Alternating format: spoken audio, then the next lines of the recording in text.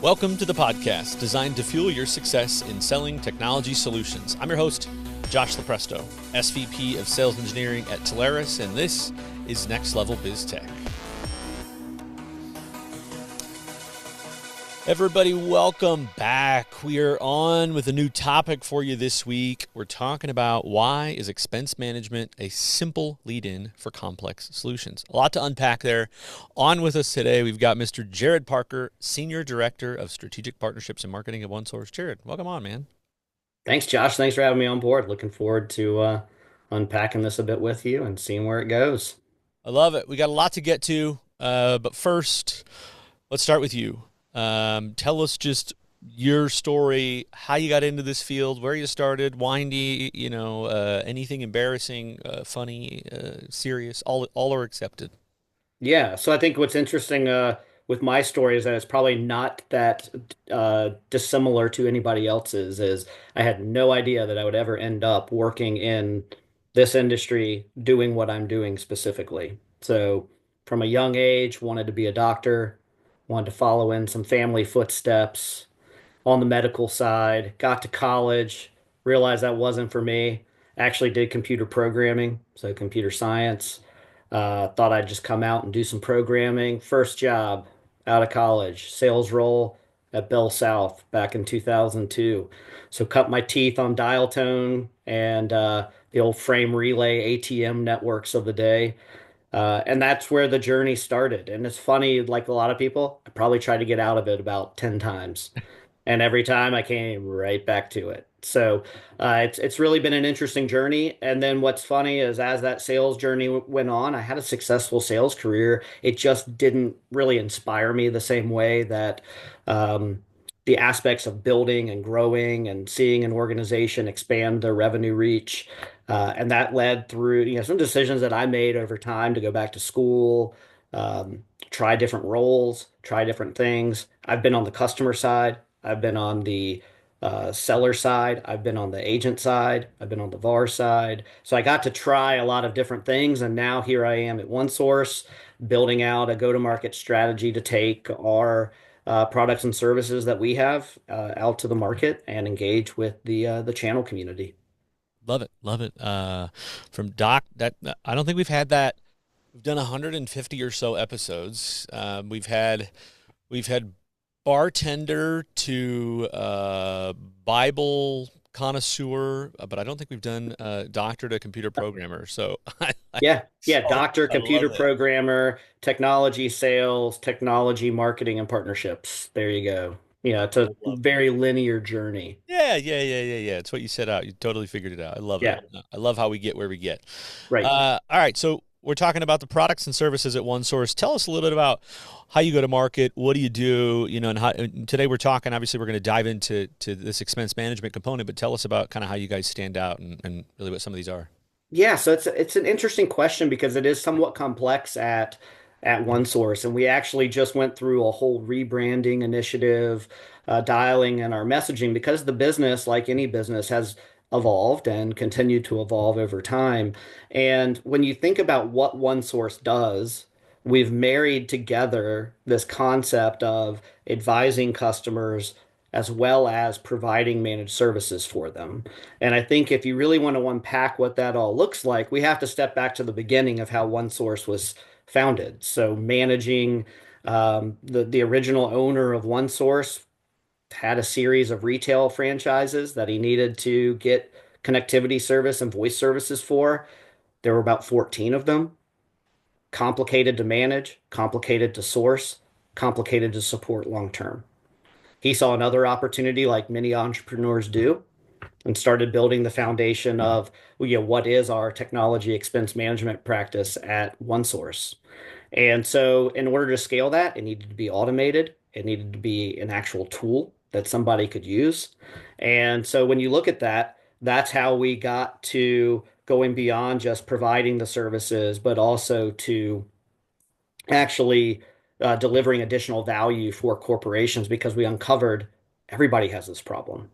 There's no organization that didn't have it. Now, as we collected more and more information about our customers and the network, we actually started saying, hey, I got all this really rich information all the way down to the MACD addresses on the routers that they have. I can see their modems, the IP addresses. Why am I not exploring and managing that part of their world? So we have all this amazing visibility into the customer's environment. Now we're getting into how can we deliver and support those components. So that was around 2014 or 15. Then slightly afterwards, you've got this just massive increase in people adopting technology, moving to the cloud. More things are becoming digital. Security risks skyrocket. So not only are we delivering that, we've got the opportunity now to manage and secure. So that was the start of our security practice, which as we continue to take those three components, you can see how they kind of stack on top of each other, where expense management leads to the baseline, the foundation, leads to now providing the core infrastructure, which then leads to providing the security. And so that's the kind of the linear market of how we, or the linear way of how we do that. On top of that, our go-to-market strategy is through our indirect channel. That's how we go to market. We do it through partnerships that we have with our technology providers. We do it through partnerships that we have with what I call, ancillary partnerships where we're not even in the same industry, but there's overlap in where we can deliver value for customers. And then most recently, within the last year and a half, 2 years, really has been the delivery through the TSD channel and working with sales advisors. And so when we look at how we generate new revenue for the company when it comes to our managed service offerings, it's solely reliant on our indirect options. Love it. Love it. And partners love to hear that, right? So that's awesome. Uh, okay, so we're going to come back to the expense management thing here in just one sec because I think you've got Yeah, such interesting dynamic, and we're really starting to see success in this. But in this, I want to talk about a difficult time or a hard lesson learned, just personally, right? Whether it's medical, whether it's sales, whether it's whatever it is, everything in between, or maybe just a great mentor. Anything that you've learned over these last few years, number of that years. is a great question, and it's one there are actually a lot of lessons that I've picked up, especially if you've moved through a couple of ideas of where you want to be and then ending up where you are today. One of those has been it's a sales lesson that I learned, but it's translated into being a leader at an organization to um, really trying to change and transform another business, and that is when we are making decisions or when we are making a sale to a customer, we have collected information along the way. But if we take a step back, so like maybe we know why a customer's buying, or in my case, maybe I know the direction that the company is going. But regardless of where we are, our information is always limited to what it is we've collected or what our experience has taught us. And so I've had opportunities where you make a sale and everything is perfect. You check the boxes. The customer wants to do this. The partner, is trying to do this. And then you get down to the decision making from the customer and they don't go your way. And I had a mentor along the way who actually taught me this, which was you didn't have all the information. There's always some condition missing that you don't have. So as you go through the process, the lesson I learned was to always check and revalidate, okay, this is the information that I've collected. This is why I'm making the recommendation or feel the way that I do. What am I missing?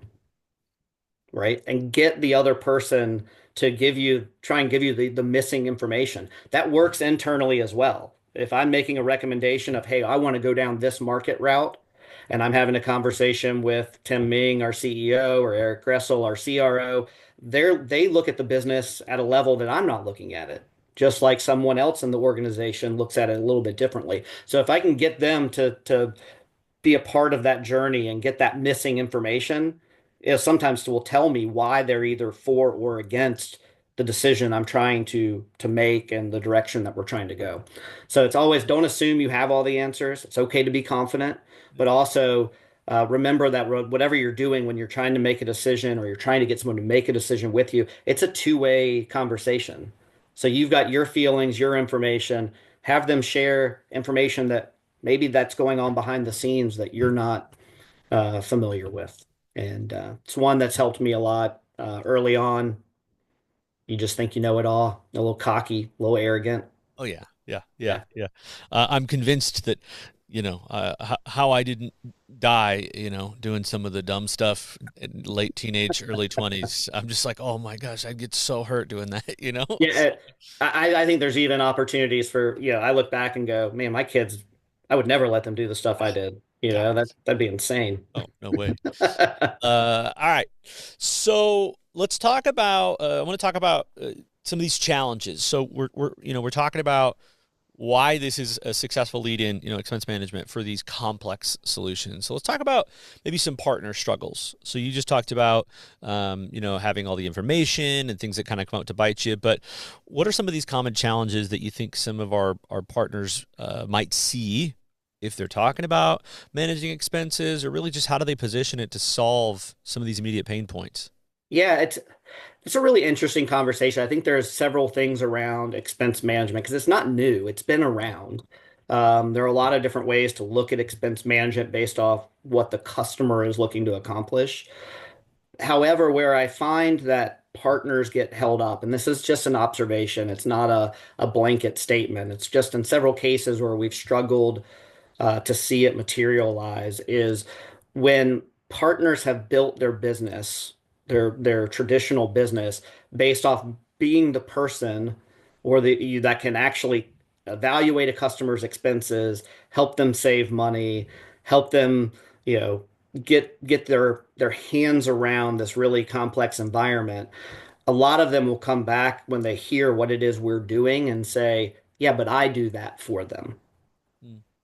And that's an interesting statement because, yes, you have done that for them and you've built a really strong, successful business off of that. But the question you have to ask yourself is continuing to doing that, is that going to allow you to take your business to where you want to take it? So there's the personal side for the partner about where do I want to take this? And we've got data that supports. I mean, think about the traditional MACD order. Maybe I'm going to take a customer from 100 meg to 300 meg. I got to place it, get the customer to sign it. Now we got to make sure the implementation is smooth. After the billing, we want to make sure the billing is right. You might spend 15, 20 hours over the period of that order engaged in something that might make you $6 or $7 more per month in commission. Yeah. It's not a really fair trade. It's not a great trade-off in time for money, Yeah. More of a especially when, personal leverage, I guess, is a right, great way to consider it. right. So Yeah. sometimes it is that, hey, let's step back and take a look at this and go, yeah, that is what I built my business off of. The other side of that is from the customer perspective, and oh, well, the customer perceives this as my value. Mm.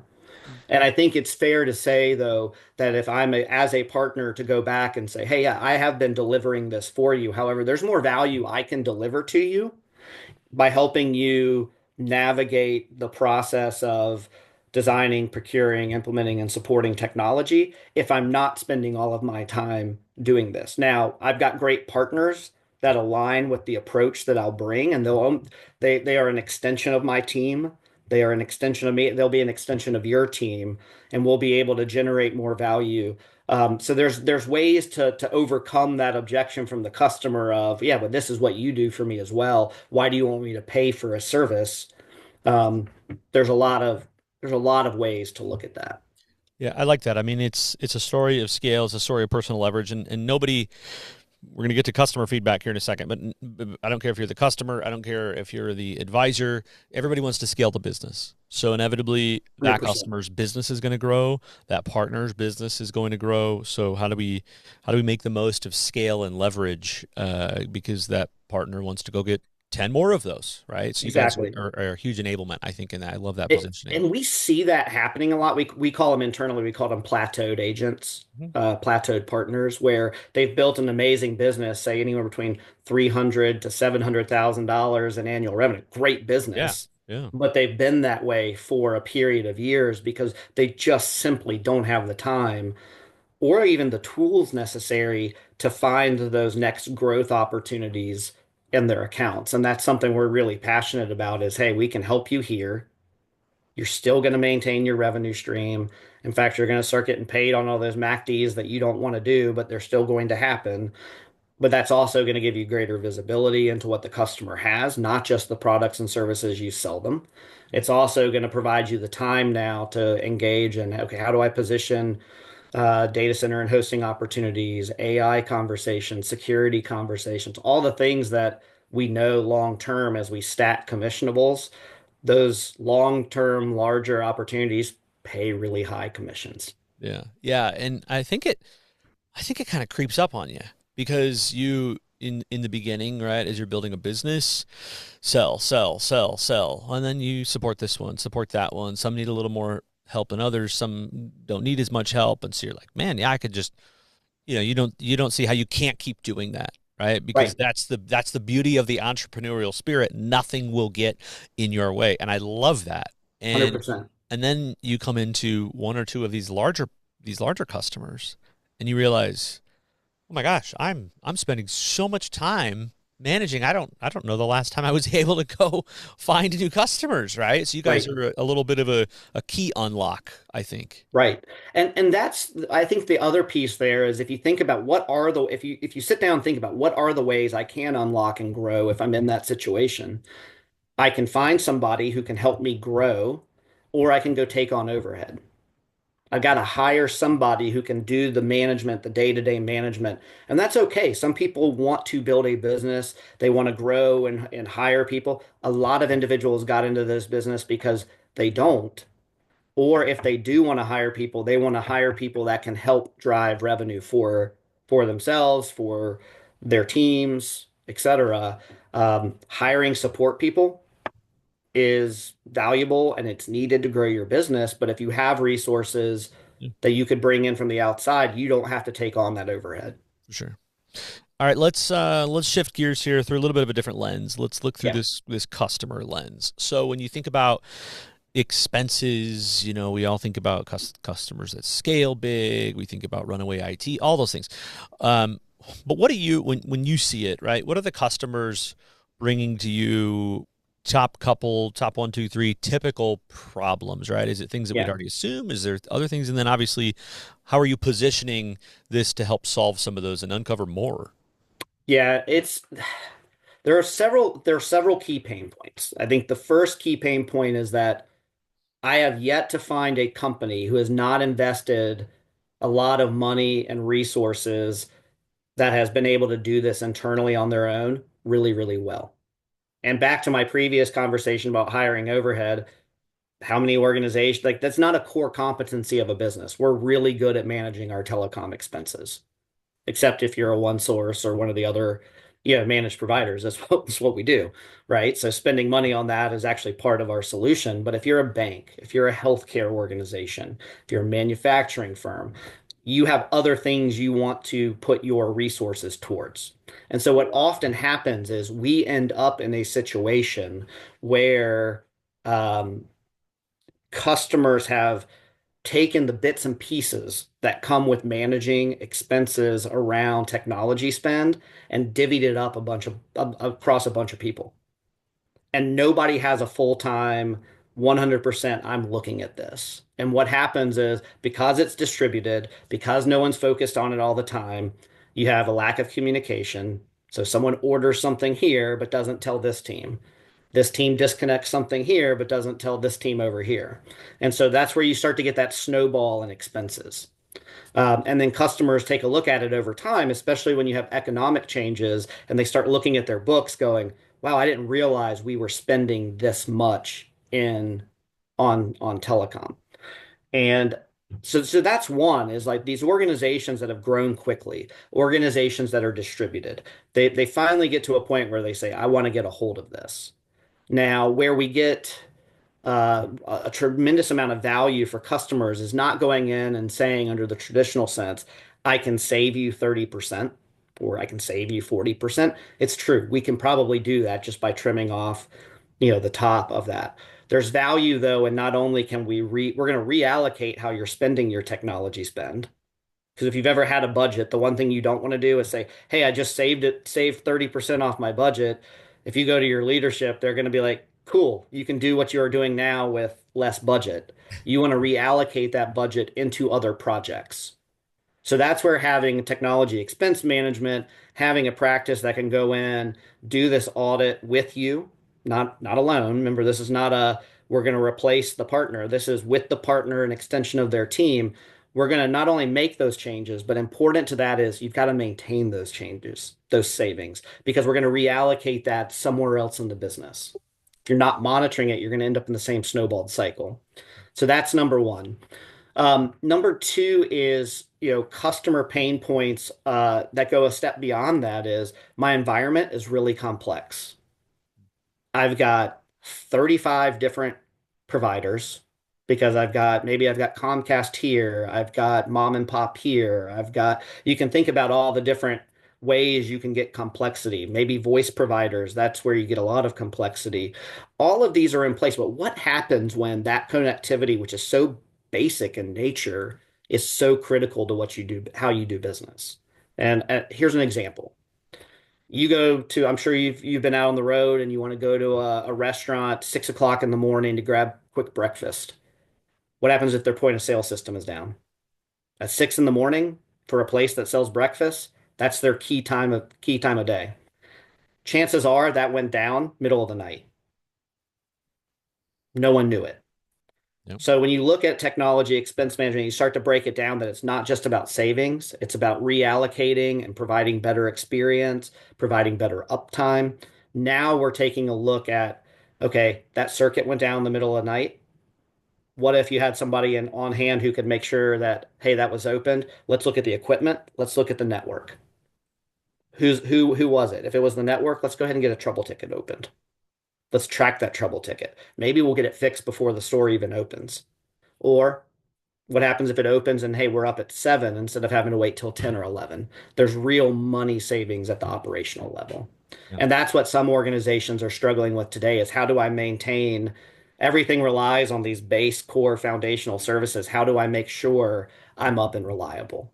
So, I mean, I could start just keep unpacking customer No, pain, those but are good. Those are good. I think everybody can resonate with a lot of that. I think that helps people kind of see it differently, right? Because sometimes when you're right, introducing these things, it's like, okay, I know it's supposed to do this for me, but it's a net new cost. I think certainly helps correct. frame it up to what people are going Right. through, that it's not that.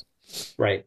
And we're dealing with that right now with the customer where the customer actually has a another TIM solution. And I think that's an important part is, and we'll talk about this probably a little later, is, what are the different options that are out there? But the customer is having a poor experience and the experience is impacting the business. But because that other solution is not managed, they view what we're having the conversation with them as an increase in cost. But Yeah. the reality is it's not just an increase in cost, it's actually a way to get the outcome and the value that you are longing for within your business, which has already stated is causing impact to the company being able to make money. So Yeah. sometimes you have to get people out of the mindset of I need to control my cost. That's just part of the picture. Yeah. Let's start first maybe with let's just walk through an example. So give me one that you were brought into, what the need was painted as or what the problem was painted as, and then business problem or whatever, and then after you kind of did what you did, what happened after? Yeah, that's a really interesting one. So take a step back to this customer's point of view. They're in the retail space. They have been going through a tremendous amount of acquisition, not in a traditional sense, but in the sense that they are actually buying out franchises and bringing them into the corporate environment. So quick service restaurant, if you think about it, thin margin business, very distributed, not always in the easiest locations to get service to, especially when you go out to some of the more rural states that are out there. And the challenge they had as they went through this M&A process was I have no idea what I have. I have no idea what the best expense uh, model is for me. Do I want to go with tier one? Do I want to go with an aggregator? Do I want to go with, um, just the cheapest one that's out there? And so they really were struggling with this whole concept of how do I control that? And so when we came on board with them, actually partner brought us in on this opportunity. We actually all sat down in a room together, and before we said, like, we didn't position this as I'm going to save you money. This is, I'm going to help you gain greater visibility into what you have. And then we're going to take that visibility, and what we're going to be able to do from it is we're going to be able to provide better uptime and support. We're going to be able to evaluate what's working, what's not working, what's the best way to get you the best price per service. Because I think that's the difference is cheaper isn't always the best service, and the best service isn't always cheaper. Yeah. Sometimes there's a happy medium there. So really sitting down and figuring that out, help them make the changes, help them navigate the changes, and then maintain the value that we're getting long term. What we also were able to do, because we're not just in this case, we're not just ingesting the connectivity, which was their original, their original ask was you've got all they had POTS lines at every location. So POTS lines for alarms, POTS lines for their actual phone system. Um, pretty old school setup. Okay, how do we relook at that? Now for the partner, this is less of a one source gain. It's a gain for the partner because we're able to look at the solution. We put a new, worked with them to get a new solution in place. Our team is going to make sure, because we're paying for that, that this gets implemented. It gets implemented on time. Now, when it's implemented on time, that means the partner gets paid on time too. It means the customer gets the value that they want out of it on time. And because through this whole process, we're doing that, the customer's getting a lot of value. So we're stick. What really kind of brought on this whole conversation was the customer kept missing bill payments because they didn't know where everything was, and they would get stores shut down, and then they'd have to get them turned up. That's what started the conversation. You can see all the things that it led to. Now, we can solve that really easy. We ingest all your invoices, OneSource pays them up front, so they're going to get paid. And if something needs to go, then our team is tracking that all in the background, puts it all in one portal. So you're not having to go to each individual carrier. You can search it. They can do everything there. What the partner gets out of this is I now have a searchable database of everything that this customer has in their environment, which is pretty darn cool, Oh yeah, when you something that think would have been about it. so hard for them Right. conceivably to pull off on their own. Yeah.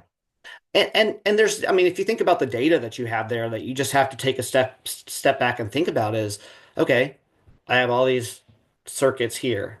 Okay, now I've got this huge data circuit. What's that? Oh, that's probably going into their data center. So now you've got this conversation. Hey, we've noticed you got this big circuit going in. Just my experience tells me that's going into a data center. What are you doing around data center migration? Are you doing anything in the cloud? So you can use this data now to start having an elevated conversation with the customer. Yeah, I love that, and partners love that. I think this has been a concern that has happened with other vendors over the years of where, I bring a deal to this vendor, something else gets sold, and I don't get credit. I think you guys are Correct. just designed as the opposite of that. And Correct. you Yeah. talked POTS. POTS leads to maybe a POTS replacement thing. You're pulling back in the partner. More Yep. visibility. Where's the information going? What about the data center? What about cloud? So there's such a it's such an opportunistic product that does one thing and creates seven more. I think is how people should really look Yeah. at it. Yeah. It's a visibility tool into those, into those core services, but the core services feed more advanced services. Yeah. Like I mentioned, I mean, large data pipe going into a data center. It's a whole nother conversation. Maybe it's an older environment and they got a bunch of PRIs going in, or maybe they've got a bunch of SIP trunks that are showing up in there. Could be going to a call center. Yeah. Yeah. Those are just ways to now start to map out your account plan within the company. And guess what? You're not doing the maintenance for it. So you actually will have the time to go have those conversations. As we kind of get to the last couple thoughts here, we talked a little bit about you touched on it, kind of differentiators, right? So Yeah. this is the one thing that we always want to make sure that the partners understand. If there are if there are competitors of yours out there in the space doing what they may say we sort of also do this, but not that. Where do you feel that you guys stand apart? What do you want the partners to walk away with, understanding some of your top key differentiators, so they can then go roll that into their discussions? Yeah. To answer that, I think we have to flip the perspective back to what is the customer trying to solve for? And if we go back to those pain points early on, almost every customer has this challenge. And so there are several different ways to fill that void. And the market has come up with various options to do that. Some customers might say, so if you think about all the ways that you can solve this problem of I have complexity and I need to get a better hold of my expenses, and I want to have a better way of ensuring how I track trouble tickets or how I order new circuits or MACDs. Um, you get this continuum of options. So on one side you've got aggregation. It's a great tool. We can ingest that too. It's not a big thing, but if you think about it, what aggregation really is solving for the customer is I want to get all of my services on one bill. I want to have one number to reach out to have the conversation, and I want to just have one view of everything. So I want to have that simplicity. And that's a way to do that. It aggregates on the front end. They go out and they get wholesale pricing. They put all this in there, and that works great for some customers. However, in that process, the customer doesn't have that visibility into necessarily the core of what products and services are being chosen. It's not a requirement for every customer, so it's a really good solution in a lot of cases. On the other opposite end of that, you have the traditional TIM software, which is really an aggregation play of I'm going to pull all of the invoices into this tool, the software that I have, and that's going to help us do the analyzing of the data. It's going to help us to um, process requests easier because it's connected and linked in. The difference there is the data integrity is all on the customer. If you make changes, you need to make sure those changes are reflected, in the system. If you close a bunch of locations, or maybe the IT team decides to disconnect a lot of locations, you need to make sure that we're reflecting that in the inventory. Over time, sometimes that inventory can get a little wonky. And that's what we found a lot of times is that when we get brought into those solutions, the inventory is wrong. And if the inventory is wrong, the data is wrong. Now, where does OneSource fit? And that link, the answer is we sit in the middle. So we have a tool that's providing that visibility where we're bringing in all of the invoices. We're mapping the inventory to the services, the detail for those services, the pricing, the bill pay, all the things you can get from the software, except the data integrity now sits with us. And if you flip to the other side where you had one bill and you had one place to go to get those trouble tickets placed, we provide that, except on the back end, there's nothing hidden. The services are all still in the customer's name, all the way down to the last mile. There's the flexibility for the customer to select which providers are providing either the last mile or the connectivity again, but the data integrity of that now sits with OneSource. And so they're getting kind of the best of both worlds. And so it fits in the middle. So there are some organizations who have a great procurement and finance organization and setup, and managing through a traditional tool is totally fine, right? Go for it. And there's folks where the aggregation fits, go for it. I have this, and I think our organization does an abundance mindset, right? There are these all these options exist because there's a market demand for them. Yeah. Yeah. It's good. All right. So let's say I'm a partner. I'm listening to this. I want to figure out how to tackle this a little bit more. Walk me out with a couple questions. I got prospects that I've never talked to them about this. Good customers, good relationships. One, two, three questions. Killer question. What is it? Yeah, I think there's always you go with the challenger method. There's always the idea of how do you feel about how your organization is managing your technology spend? It's a great question to get the conversation started because sometimes you'll get a one-word response, great. But sometimes it's a pain point. It's a pain point for most organizations, and they'll go, yeah, it's pretty terrible. Especially if you've got a good relationship with these individuals, kind of challenge the status quo of what they're doing.